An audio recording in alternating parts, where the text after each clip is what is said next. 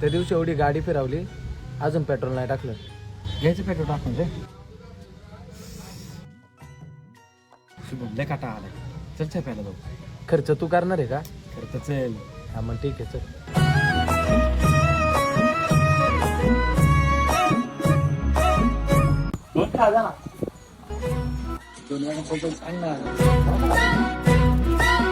उन उन वाटातून गुलाबी धांदल वाफाळला पिर माझी मोगरी मलमल.